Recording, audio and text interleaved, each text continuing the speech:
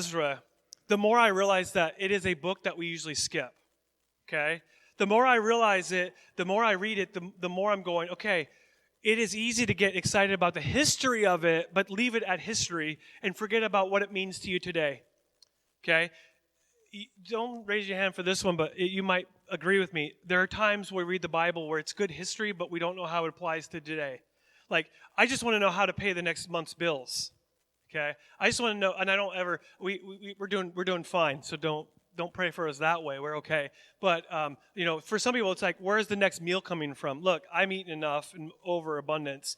I'm just celebrating Thanksgiving early. Okay, it's the one time a year that we can celebrate and eat. Nobody judges you. Like, they're like, hey, do you eat enough? Oh, yeah, I ate enough. I just fell asleep and slept the whole day off. But I want you to understand something about Ezra. Okay, we're going to, in a few weeks, I'll give you a little hint. We're going to sneak into another book in a few weeks that has everything to do with this timeline of the Bible. This is so important because when you read the Old Testament, the way that it's set up, the way that it's ordered, is not always in order, okay? When you read like Ezra, you see later on, like they ordered it by type of book, okay? The prophets, historical section. This is the part of the historical section of the Bible. And so it's easy to miss. How many of us can find it on the first try when you find the book of Ezra? You're a professional. You learn the books of the Bible by singing a song. You should know it, right? Right? And what's the book afterwards? There you go, see? And that's a freebie right there, is that Ezra and Nehemiah were originally one book. And it's easy. That's why is that important? Because when you read this book, you've got to read the next part of it because it's all one story. And in a few weeks, we're going to jump into another book that has everything to do with this timeline. I'm not going to give away yet, but we're gonna go side away from Ezra for a little bit, for like a week or two, and then come back to it. But I don't know how long God's going to do this, but it's so important. Why is this important? You read it and go, it's good history. Good job, Pastor, because I always wanted to be a history teacher. So this might be the only time that I ever experienced becoming a history teacher. I wanted to do history, and I wanted to teach PE, and that would have been my dream job. And I'm glad I didn't do that. Everyone's called to do certain things. High schoolers scare me. And I got one that's going to be a high schooler next year. There's another one that's going to be a high school next year. That kind of scares me, right? That kind of scares me because I'm afraid of them. Okay? I have a BA in youth ministry, so they shouldn't scare me. But the longer I've been alive, the more they scare me. Is that normal for anybody else? The older you get, the younger people scare you. And it's not nothing they're doing. It's just something like you pray for blessing upon them. But this is so important, guys, because what life happens. And everything doesn't happen that's according to your plan. Is anybody in this room, is anybody doing things in your life right now that everything is according to plan, what you planned when you were 20? No.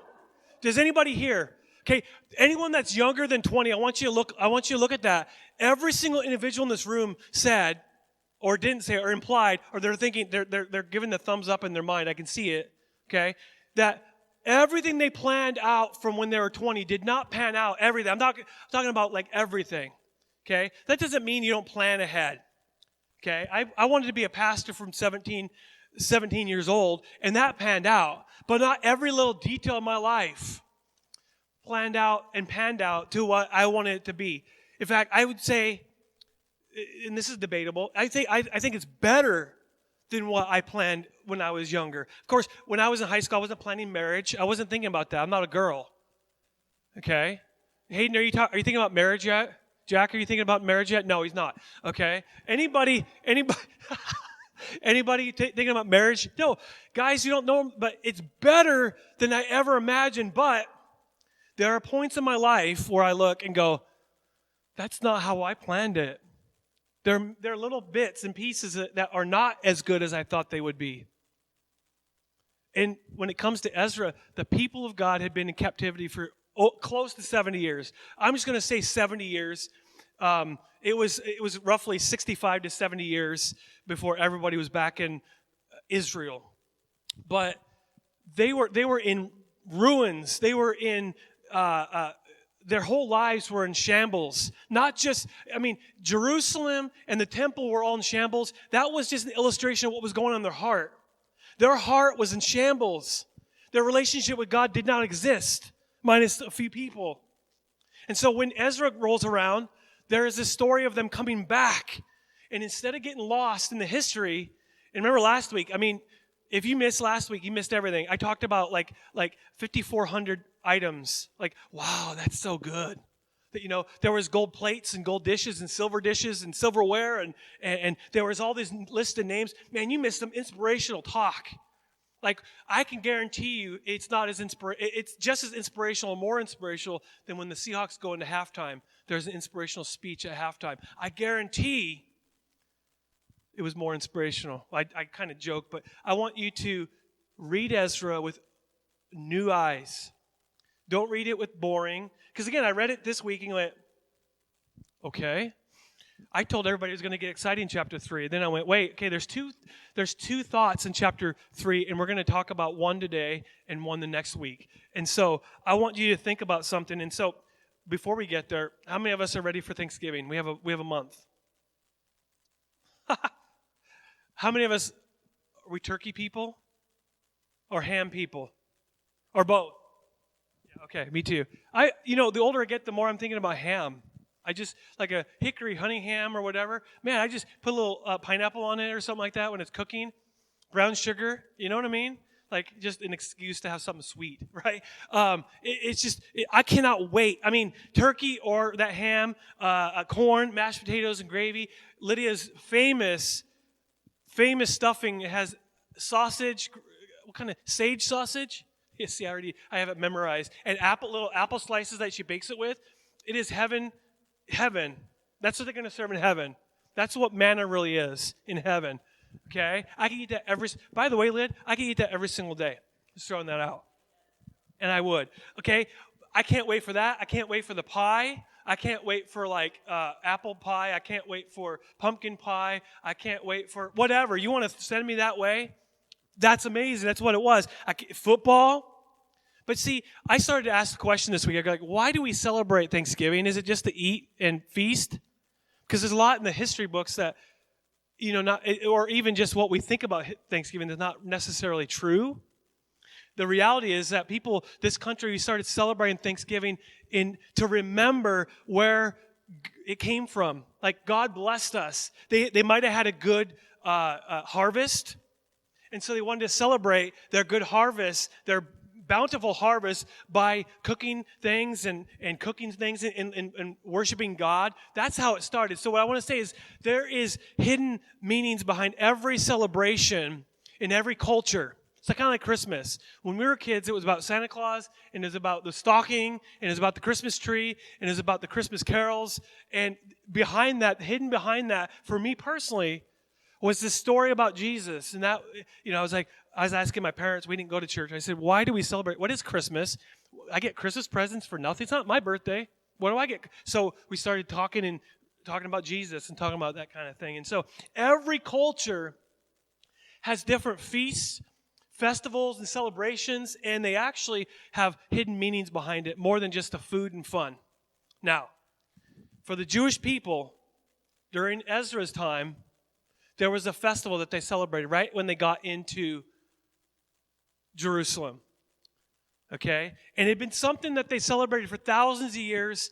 Have you ever heard about the Feast of Tabernacles? If you haven't, you need to read, just find a spot in the Old Testament, maybe in Exodus, where God commands them to celebrate. So this thing called Tabernacles, and they celebrate it year after year. And guess what month it was in? October. It's what we're in right now. Okay, we missed it. I had to Google it because I'm not Jewish. And I said, when was Tabernacles? We missed it by 2 weeks. So it's a 7-day-long feast.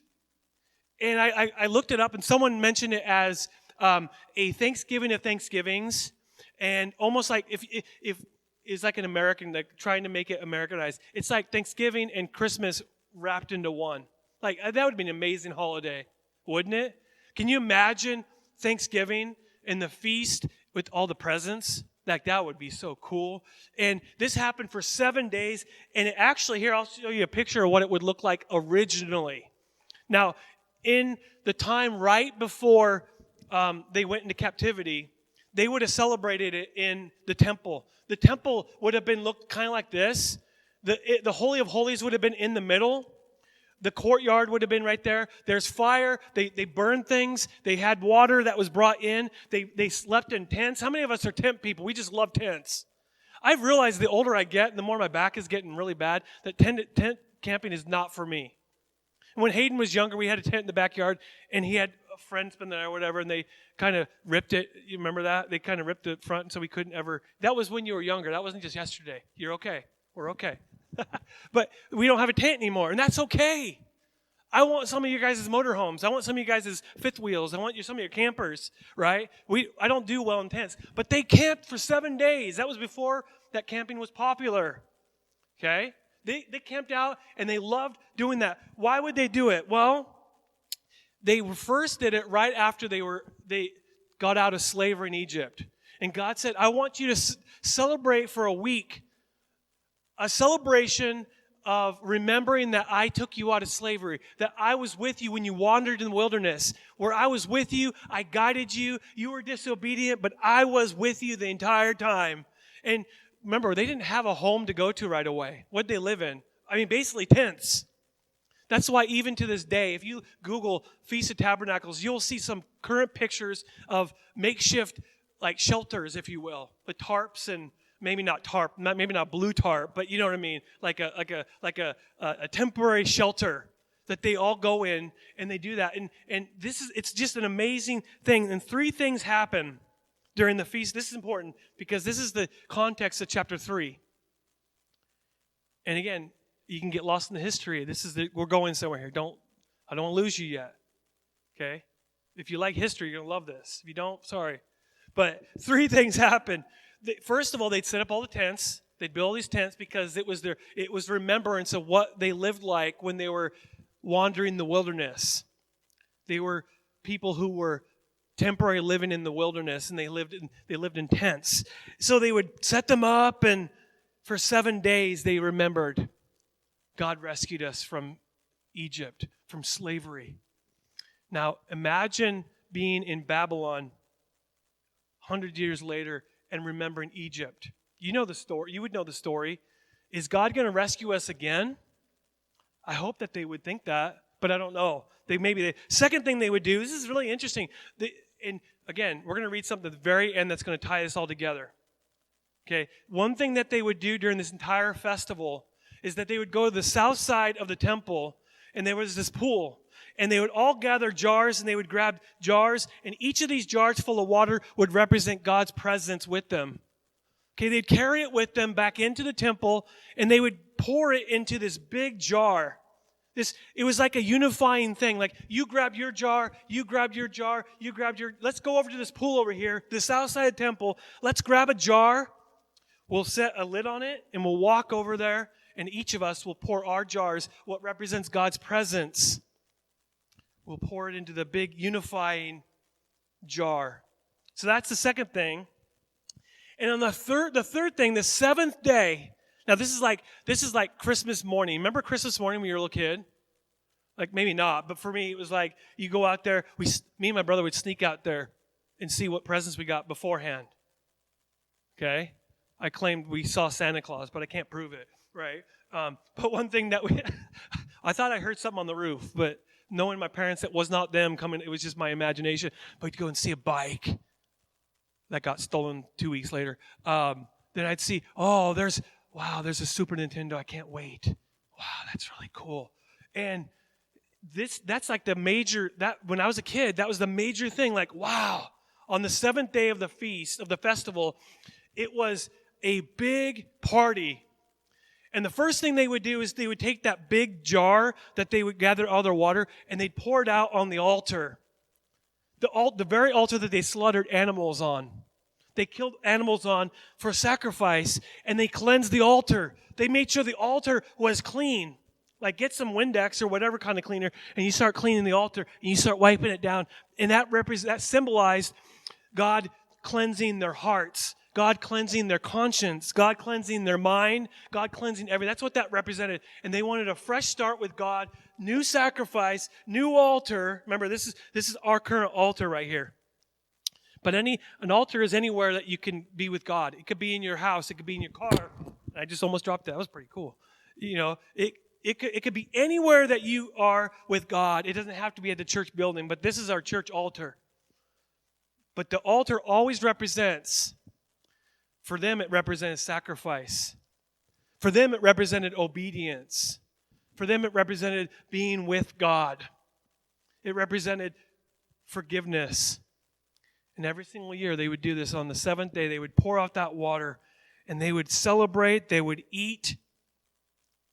And then they would take some old clothing. This is interesting. I never knew this, but I was really reading on this week to make sure I knew what I was talking about. They would take old clothing that was kind of rotten, that just had holes in it. They were not good for anything.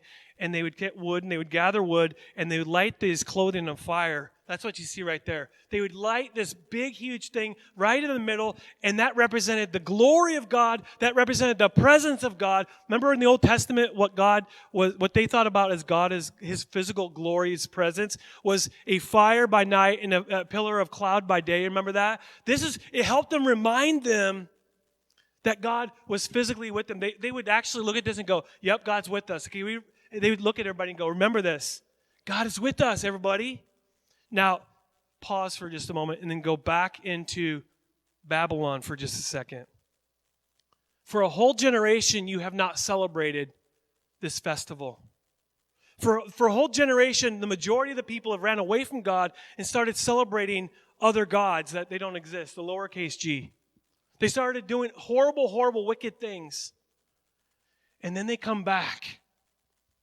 And they go back to the temple, which, by the way, was in ruins. Everywhere was ruins. I'm sure some of them cried. I'm sure you'll see later on next week that some of them even weep after the temple is starting to be made, because it's not the same as what it used to be. But this week, they look around and they remember God. They remember the altar. They remember the celebration. They remember the tents. They remember the fire. They remember the living water that they brought into the altar. They remember that, and it no longer existed. So that's what the Feast of Tabernacles. Now, with that in mind, I want you to go to Ezra Chapter 3 if you're already there. Okay? What they are going to be doing is they're getting themselves ready to celebrate God. They're getting themselves ready to worship God. Now, side note, how many of us, when we're ready to worship God, either at church or at home, there's a moment that you're preparing yourself? There's a preparation moment in your life. There's a preparation period. I remember when I was in college, I thought I would know about this, but I was telling my pastor who led me to the Lord a couple years before that, and I served under him, and I said, hey, I can't wait to worship, and he kind of corrected me. He said, you ought to be worshiping already, Joel. I said, oh, ouch. What he meant was you ought to be preparing yourself before you get there. When you're in your dorm room, Joel, because I used to have a dorm, when you're in your dorm room, you ought to be on your knees praying and seeking the face of God. You ought to be worshiping. And then when you get to church, when you're with the crowd of people, when you're with the people, with the family of God, you're already warmed up. You're already warmed up. You're already ready to worship because you've already been worshiping. And so there was this, what they're doing in Ezra chapter 3 is they're preparing themselves for major worship. Okay, major worship. But remember, if it's you, you're going into Jerusalem, you're walking in there with all this cups and silverware and animals, and you walk in there, what's the first sight that you see? Ruin. Desolation. You see a what could have been. Have you ever been to a place that has the former glory has been not? It's like going to you go to your old house that you grew up in, and maybe it's all in shambles. I remember my grandma. We were over in not in Yakima, but we were in whatever town is right next to that, Wapato. You know where Wapato is? That's where my grandparents grew up, in Wapato. And I remember her house was still there, but it was abandoned. She goes, I remember that's where her house was, and there was the outhouse, and I can imagine her memory of all these these things that were going on, when they were little kids. But can you imagine what was going on when they were walking in here, of these memories of the temple, memories of worship services, of sacrifice, memories of the tabernacle festival, and doing all that kind of stuff. Can you imagine what they would feel like when they saw all the shambles and the ruins and the destruction? And they would go, man, this used to be great. Now look at it. Now let's go to Ezra chapter 3. It says, when the 7th month came, in the Jewish calendar, that's October. When the 7th month came, and the Israelites had settled in their towns. See, they didn't all live in Jerusalem. A lot of them lived around the area. The people assembled together as one in Jerusalem. Okay, they all gathered together there. Remember, it's all in ruins still. Nothing has been done yet. You remember the last time that you moved? How long did it take you to unbox everything? Do you still have boxes in your house from 20 years ago? That's a problem. But you move into your home and you're gonna have boxes you're trying to get your bearings under your feet, trying to get ready for how life's going to be. That's what they've been doing for 7 months. Okay? They assembled together as one in Jerusalem. Then Joshua, son of Jozadak. Now, for anybody, that's not Joshua from the book of Joshua. That's way later. This is way later on. Okay, Joshua, son of Jozadak, and his fellow priests, and Zerubbabel, son of Shealtiel. How do you say that? Shealtiel. I don't know. And his associates, they began to build. What did they build first? The altar of God, the God of Israel, to sacrifice burnt offerings on it in accordance with what is written in the law of Moses, the man of God. Pause right there. Again, what did they build? Very first thing they built. The altar. Okay, what are they missing? A building.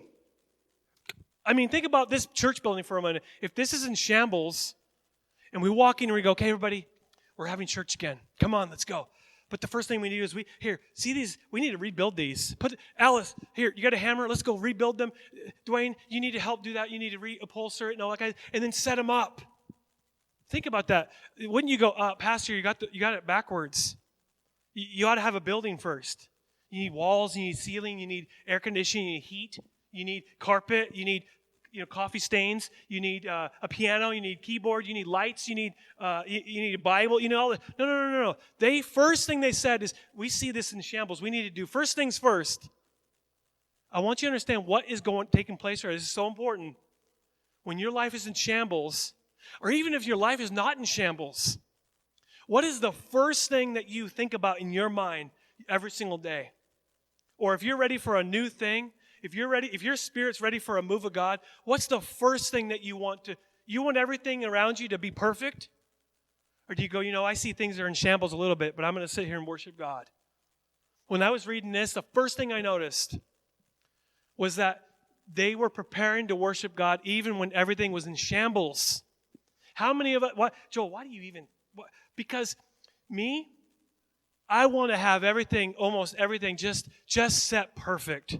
I mean, I'll worship God inside. I'll worship God in my heart. But I'm going to get kind of nervous until everything's just set perfectly. Like if this building was in shambles and it was in ruins, I'd say, who's a builder here? Anybody a builder? Dwayne, I mean, you do better things than I do physically. I'll just put two boards together and I can't hammer. Like I hammer it with a hammer and nail, and the first hit, the nail goes, it's bent. You know what I mean? That's me. Can you hammer pretty good? With the air gun? Yeah, okay. Okay. And I know Wade's got one, so we'll borrow his. See, I would say, okay, we're gonna have church service soon. We'll have it in 9 months. But we gotta get this thing going. You got to start. Okay, what can we do first? Well, let's put that wall up together. But then these people, they did something completely out of the ordinary, I think. But they teach something huge. They put the altar together first before they have a building. I want you, before we go, that's great history, I want you to think about your own life. What's the first thing that you do in any given day? What's the last thing you do on any given day? What is your default thought? When things are going good, this is what you think about. When things are going bad, this is what you think about. Do you think about worshiping God? Do you think about sacrifice, if you will? Do you think about obedience? Do you think about, God, what do you want from my life? What do you want from me? What do you want for me? Or do you go, oh, God, I really want to worship you, but I got to make sure everything's set up just right in my life. I got to make sure all the fake trees are good in this.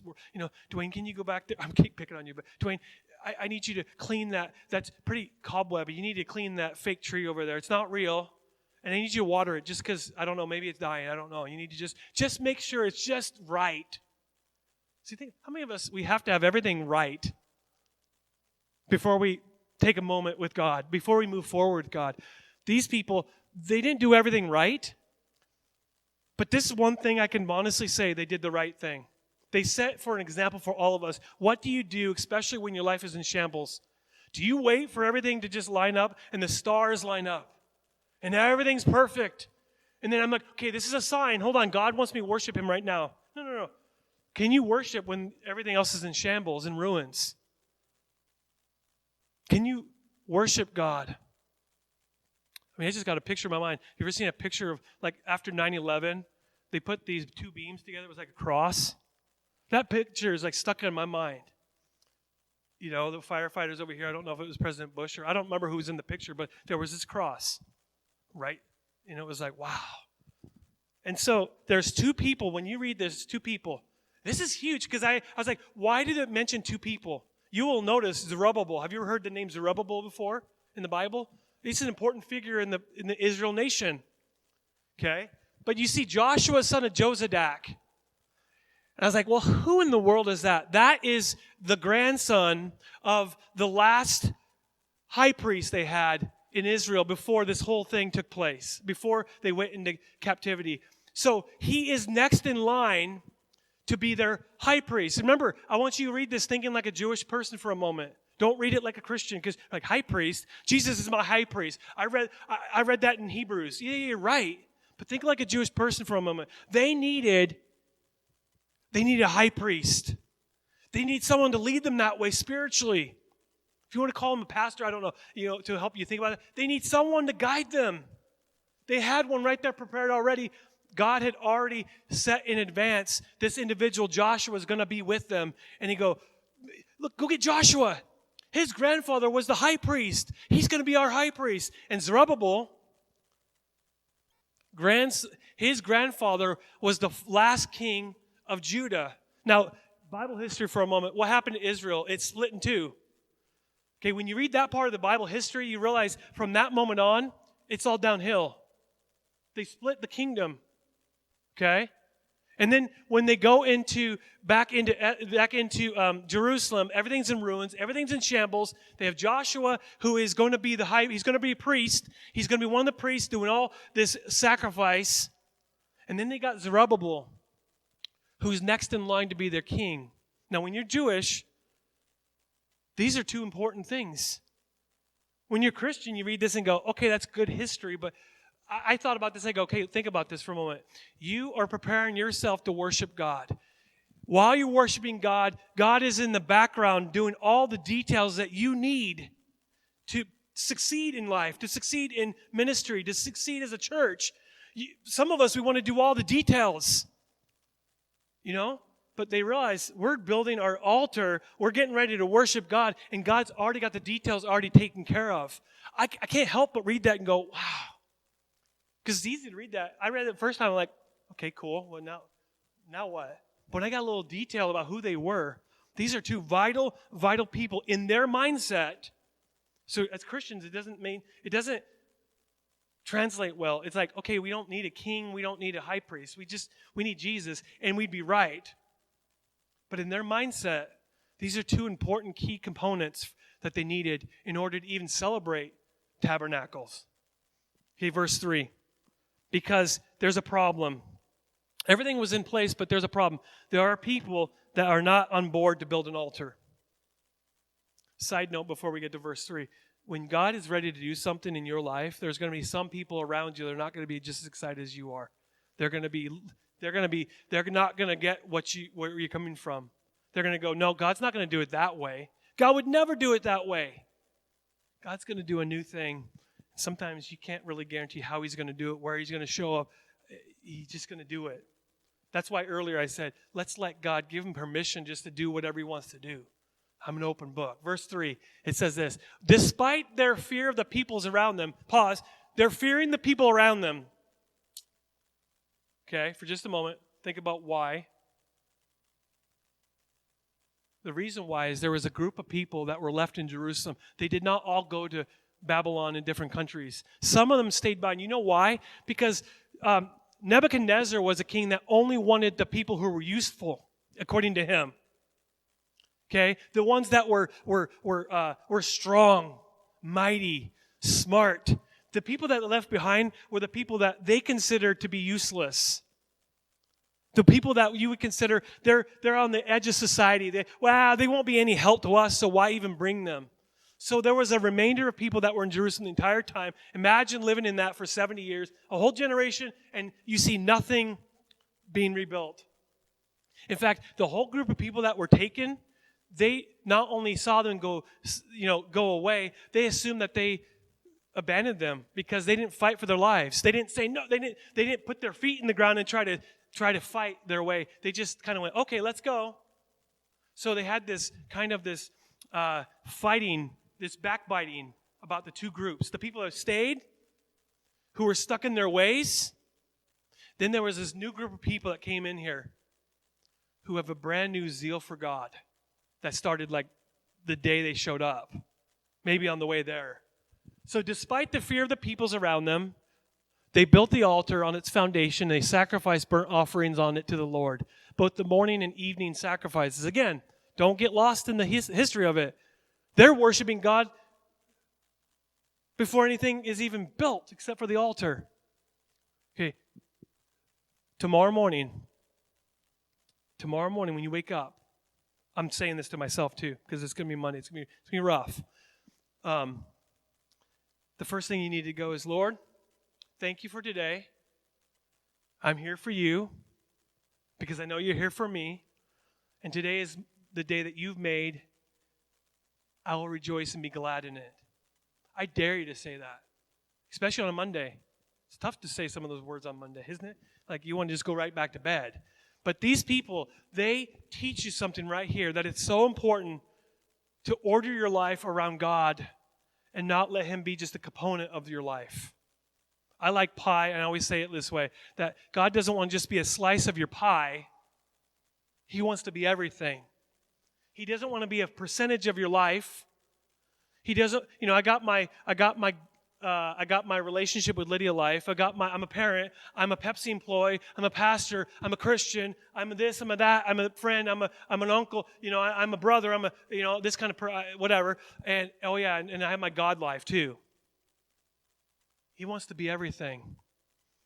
He demands. He doesn't want. He's not asking for anything less than everything from each one of us. Now, today, I want to say something because there's going to be people, maybe someone in this room is going to be okay with the status quo. God, if you just help me stay afloat, I'll be okay. And I want to say right now, God's been preparing your heart and my heart all year. Okay? If you get nothing from God out of 2020, you're doing life wrong. I've learned, not perfection. I haven't got it right. If you need the truth, just ask my wife. Like, she'll tell you the truth. It hasn't been roses. It hasn't been peaches and cream every single day. Okay? Everything hasn't been just great. But one thing I learned about God in 2020 is he wants me and all of us to go deeper with him. He demands it. He's not so concerned about everything that's going around. He is concerned about everything that's going around. He's concerned about the election. He's concerned about all that. But as we'll see in just a moment, he's concerned about what's going on in my heart. Because everything around you can be perfect. But if your heart's not right with him, if you're not deeper in the walk with God, then there's something wrong. Everything can look great. But if your heart is not right, it's like a house of cards. All you got to do is just go like that and it just collapses. We don't want that to happen. So we need to not listen to naysayers because God's going to do something new in our generation. Everybody's been saying it since Jesus was around. It's the last days. I'm going to be one of the same kind of people. It's the last days. Maybe Jesus will come back in 10,000 years. I don't know. But this is the last days. We need to not listen to all the naysayers, the people that are okay with religion and ritual, but they're not okay with relationship, deep walk with God. Don't get too excited there, Lydia. Don't get too deep with God. Don't be radical. Don't, like the Jesus generation, the Jesus movement, they were known as radicals. Like they stood out among the people who were just religious. Like a lot of them were just kicked out of their churches. Like, you're just a little too much for us. In fact, the Assemblies of God, turn of the century, of the 20th century, they were all people that were kicked out of their former churches for being a little too radical. You can thank them for having this denomination. Again, God's not denominational. I just find it interesting. That's how it started. And I just love the history of it. Okay? Then verse 4, because they're saying, time to build an altar. Now, what do they do? Remember the Feast of Tabernacles, the Festival of Tabernacles. Then, in accordance with what is written, they celebrated the Festival of Tabernacles with the required number of burnt offerings prescribed for each day. After that, they presented the regular burnt offerings, the new moon sacrifices, whatever that is, and the sacrifices for all the appointed sacred festivals of the Lord, as well as those who brought as free will offerings to the Lord. On the first day of the 7th month, they began to offer burnt offerings to the Lord, though the foundation of the Lord's temple had not yet been laid. Pause. Because we'll read the rest of the next week. Because I want to focus on this for just a moment, because that's a lot of feasts and festivals and celebrations. Right? Isn't it? I mean, there is the tabernacles. Then there's the burnt offerings every single day, then there's the new moon sacrifice. And then there's these appointed sacred festivals of the Lord. Then there's free will offerings. This is where you just wake up one day and go, you know what? I just feel like worshiping God today. I'm just going to offer God my life. And it's just a free will offering. No one's telling me to do this. It's not prescribed by the Lord. It's not written in the scriptures. I just feel like worshiping God. Now,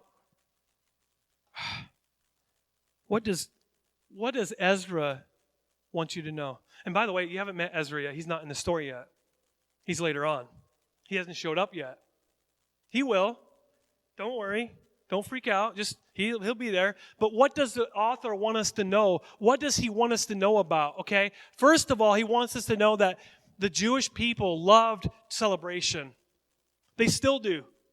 They loved parties. They loved music. They loved worship in their way. I mean, that's their way of worship. We put on music on YouTube and we listen to Hillsong or Elevation, or what Bethel. Whatever, some new things. What's the new thing? What's the new thing? The what? Maverick City? Oh, yeah. See, there's all these new things. That's cool. I've heard of that before. I'm just teasing you. But all these new things, and we just flip that on. We listen to it. We're like, yeah, this is their way of worship. Like, we need to do Festival of Tabernacles. We need to do burnt offerings that just every day. We need to, there's a new moon. We need to sacrifice for that. We need to do you just feel like worshiping God. Go ahead and do that. I want you to think about the way that you live your life. Do you live your life as a celebration to God just because you feel like it? I hope so. I hope that you're not waiting. I hope that you're not waiting for everything to line up. I want to take a poll right now, just a quick instant poll. How many of us, your lives are going perfect right this second? Like everything's lined up. Anybody? Nobody. That's kind of interesting. When was the last time that everything lined up perfectly in your life? I'm talking about everything. When was the last time that everything lined up?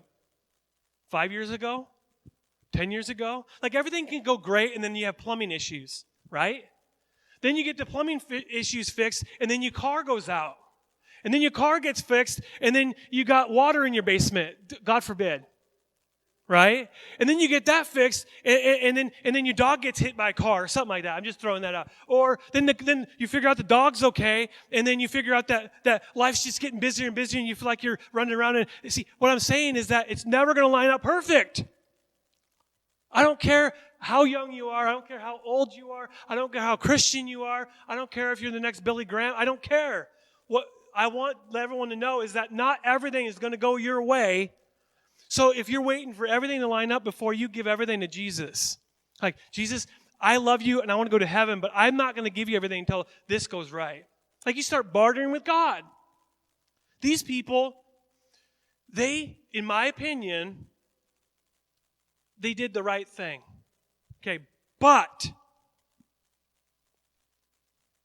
there is something really missing in this chapter, in my opinion. I want to zoom in on a verse 6. On the first day of the 7th month, they began to offer burnt offerings to the Lord, though the foundation of the Lord's temple had not yet been laid. We already kind of talked about this earlier.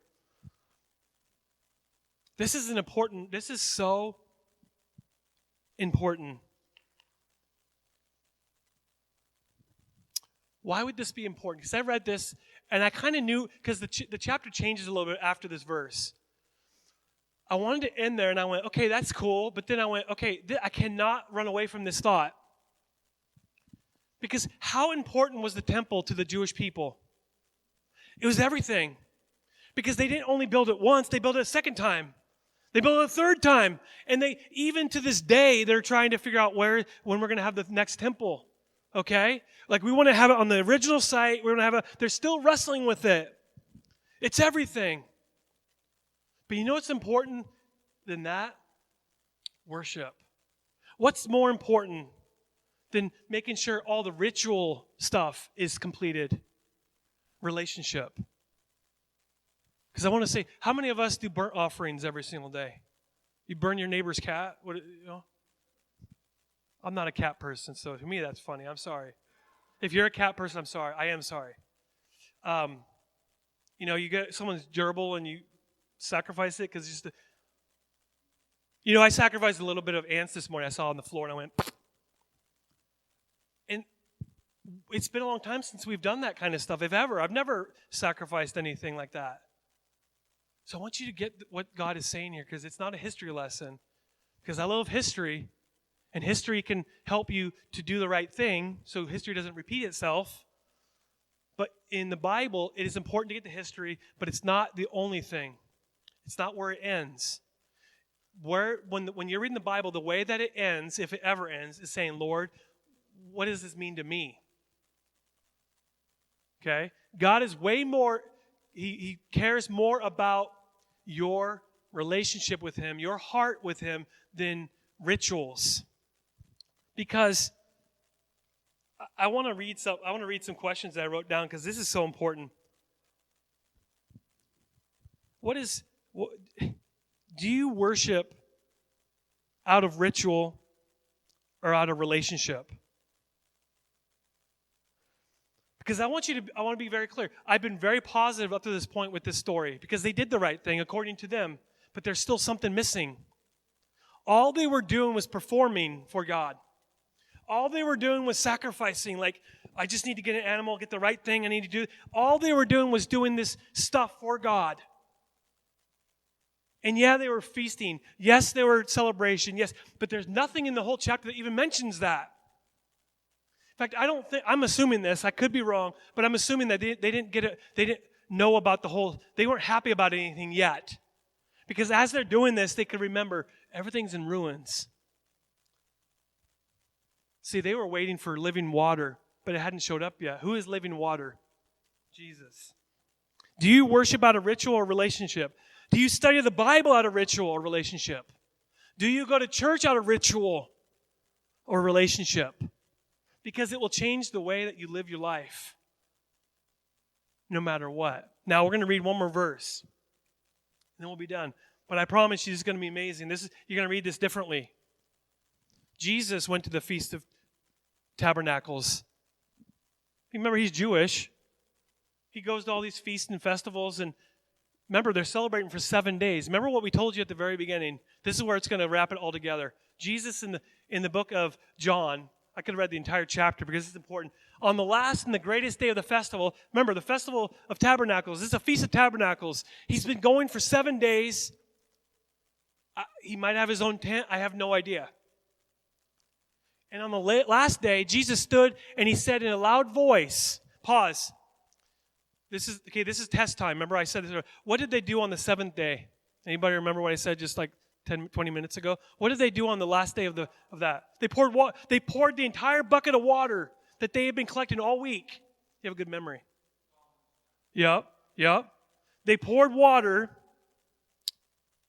and it would pour out, and it represented God's presence. It always did. But as they're getting ready to do this, Jesus yells out something. This is not just a coincidence he says this.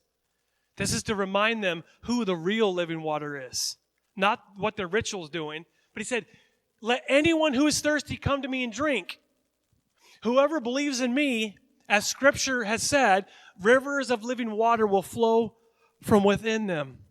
Okay, I promise you, every single time that you read this, you'll never read it the same. Because at the same time, I promise you, he's very intentional about this. He didn't just wake up that day and say, I feel like talking about living water today. He actually was ready for them. He's waiting for the moment where they're going to pour out that living water. And again, it was just ritual. For them, it was good. It worked for them. Jesus goes, you know what? You don't need to do that anymore. In fact, some people would think that it's a waste of water. Right? Just pour it out and be done. No, he says, listen, this water right here that's pouring right now, right through between my feet, and they're going over here, and it's like, look at all that water you wasted. That water that you've been doing for generations, you've been pouring that out for generations, year after year after year, and you've been calling this living water, and you've been calling this the presence of God. You've been calling this the glory. This is what's given me life, because that's who I am. You don't need to do this anymore. You need to live for me. So I want to close it this way. Because this chapter, well, on the surface level, when you read it, I just read 6 verses. On the level of it, in the surface level, you read it and go, whatever. All right, Joshua, Zerubbabel, there was a temple. They didn't rebuild the temple. They just built an altar. Okay, that's great. But what about you? What about you? What about you? How is your heart? How is your relationship with God? How is it going? I want you to close your eyes, and I want you to be alone with God for a moment. And in your life, Jesus himself said, in this life you will have troubles. He promised it. That's a promise you can take to the bank. No one has to be convinced of that. You already know it's true. In this world you will have troubles, but take heart, because I, Jesus, have overcome the world. So in your life right now, Jesus is about relationship, not ritual. If you live your life ritualistic, and I'm not talking about spiritually, that you just go to God when it's convenient, or you go to God because that's all you've always done at that time. You've always done it at 3 o'clock. You've always done it at 4:30. You've always gone to church at this time. You've always sat in that chair. You've always sung that song. You've always read the Bible in that translation. Whatever the case may be, the way that you do things, if you do it just out of habit and rituals, it becomes very boring and it becomes very dry. And you'll stop experiencing the living water. It will feel very, very bone dry in your life. I'm asking you right now to receive God in a brand new, fresh way. The living water. Jesus said, let anyone who's thirsty, he's talking about it spiritually, anyone who's thirsty, come to me and drink. Whoever believes in me, the rivers of living water will flow from within them. And remember, the Jewish people, they had done all these rituals for centuries. This is 500 years after this incident that we read. And for 500 years, they've been participating in all this stuff, this rituals. And Jesus said, it's not about the ritual. It's not about just doing and performing for God. God doesn't care if you're performing for him. He cares about your inside of your heart. Let's pray, God. Help us. Help us to know the difference between ritual and relationship. Help us to really lean in on this truth. Let us not read this chapter and go, okay, that was great. That was boring, but that was fine. That's good history. Thank you, Lord. Thank you, Jesus. I pray that everyone in this room would take it to heart of what it really was saying. Lord, we know that the Jewish people, while they didn't know that Jesus was come later, they didn't know when. All they had was these rituals. And it was good for them. It worked for them. It was okay. But they were still missing something. They were missing their true living water. But even though they didn't have Jesus, they still taught us a lesson today. And the lesson is this, that we can worship you. We can prepare for worship. We can get ready for worship. We can worship you when everything else around us is in shambles. We don't have to wait for everything to be fixed. We don't have to fix everything to worship you. We learned that today from the Jewish nation, from the people of God. We thank you. We thank you for having a relationship with us and inviting on this great adventure together. We thank you in Jesus' name. And everyone said, amen.